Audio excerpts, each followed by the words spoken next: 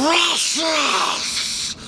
Ladies, gentlemen, and haradrim of all ages, we're now a few days into Season 1 for Diablo 4, and as we are all both acclimating to the new mechanic of Malignant Hearts and also trying to get both levels and power on our new fresh characters, I figured it was a good time to go over the best ways to get important loot at this current moment in time. First up, we will go over Malignant Hearts with a particular focus on Wrathful Hearts, as they are the rarest of them and the most sought after as well, and then we will also talk about how to get not only specific targeted legendary aspects, but also just generally farming as many varied legendaries as possible for the time spent if you are just trying to build up your collection in general so you have a nice bank of rolls to use for the continuing future of your character. First up then, let's talk Wrathful Hearts, and this is actually pretty much the same strat that we went over a few days ago, but thought it was worth reiterating as it is still proving the most efficient method of farming these items. It's worth mentioning here as well that there is another thing that people have found for this, where if you get to the final mission of the seasonal questline where you kill the big boss in a story setting, it always drops a Wrathful Heart, but you can reset it over and over to get even more. But the issue with this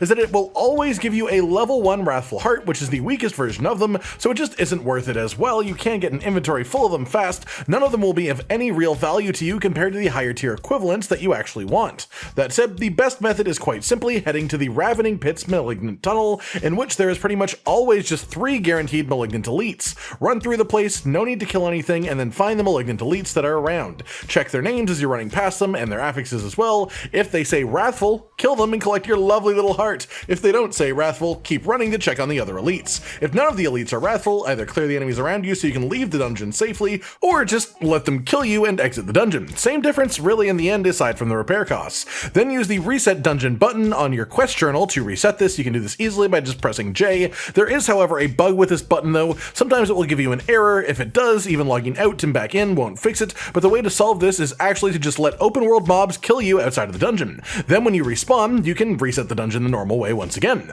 Through this method, you can quickly get 3 spawn chances at a Wrathful Elite. The spawn rate seems to go up in higher world tiers, so always do this on the highest world tier that you comfortably can, especially as higher world tier means higher power versions of the hearts when they do drop as well. And it's worth mentioning, even with this being the best way of farming it, the chances aren't actually crazy high. These elites and these hearts are supposed to be very rare. Our best results were 2 Wrathful Elites within 10 minutes, but I've also gone through 30-minute stretches of not seeing a single one, so results will vary, but this is the best strategy for farming these as it currently stands either way.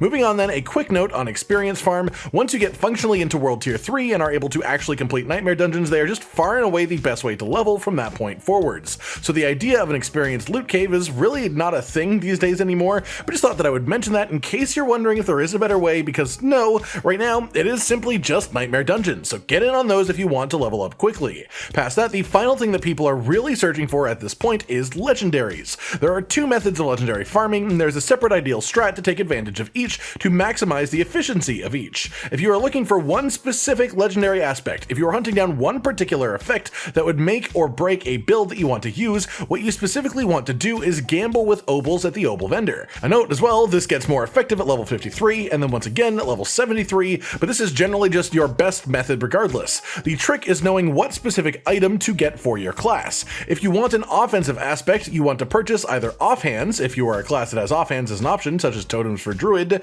or you want one-handed weapons otherwise. The reason being that weapons are the only slot that exclusively get offensive aspects as legendaries, and offhands and one-handed weapons are the least obols per roll. For defensive legendary aspects, you want to only roll on pants specifically. For resource legendaries, you want to focus on rings. For utility, it's either gloves or boots. Both of these can only roll utility along with one other option. For gloves, it's utility or offensive. For boots, it's utility or mobility. On which note, for mobility, you want to specifically roll for boots, of course. Then, as far as how to get obols, is obviously this is the currency that you would use for this gambling. The answer is quite simply open world events. Farm open world events back to back, find a nice spot that has a couple in close proximity, and just run them back and forth. The spawn times will sometimes have it not reset when you get there, in which case you can always log out and back in to see if it exists in a different universe. A trick to this as well is doubling up with Helltide. Helltide has really fast spawn times on the the open world events, which gives you loads of opals for completion. This also doubles up by giving you cinders, which you can spend on the slot-specific chests in Helltide for more chances at rolls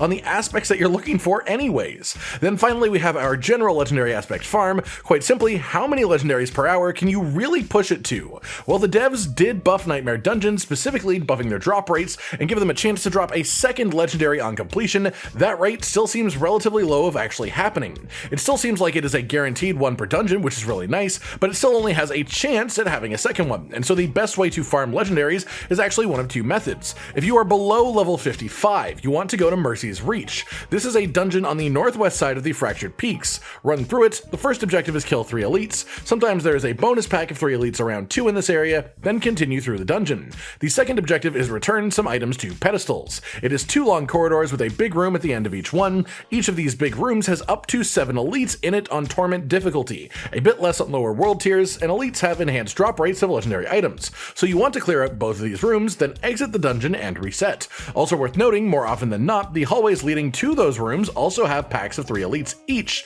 so the total elites in that dungeon actually averages out to be at around 26. And if you only focus on killing the elites, you can complete a run in 1 minute and 30 seconds, maybe 2 minutes if your build is a bit slow. This just lets you farm random legendary aspects en masse quite early. I would label this as 1 to 2 legendaries per run, an average of 1.5, and it's also an average of 1.5 minutes to run for me at least, for a total of 60 legendaries per hour at my completion time. Pretty good, especially early on.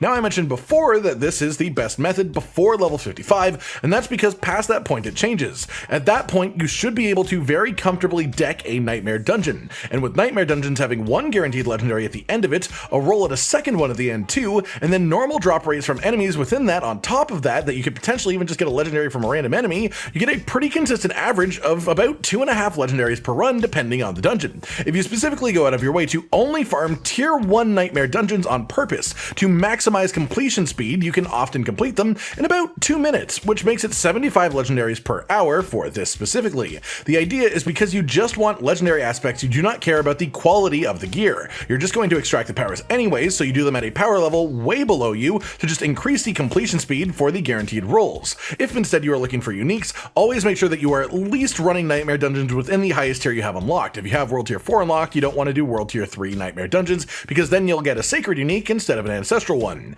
Higher Nightmare Dungeons have better chances of better loot, and a unique is an item that you'll actively want to be wearing, so specifically focus on doing the higher tier nightmares for those. And that's it everyone. The current best methods of farming Wrathful Hearts, as well as experience, legendaries, either specific aspects or just a pile of legendaries to fill out your collection as well. And then also, of course, on top of that, the best way to get uniques. I hope you've enjoyed this breakdown. I hope it helps you all out in your continuing journey with Diablo 4's Season 1, and I look forward to seeing you all kitted out in crazy gear in like 2 hours from now, probably, if you follow this. Like if you liked the video, subscribe and hit the notification bell for more, and most importantly, ladies and gentlemen, until next time, stay sweet.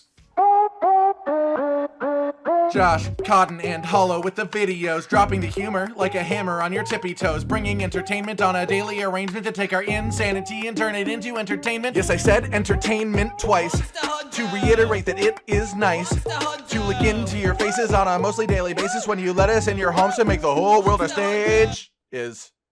Goodbye.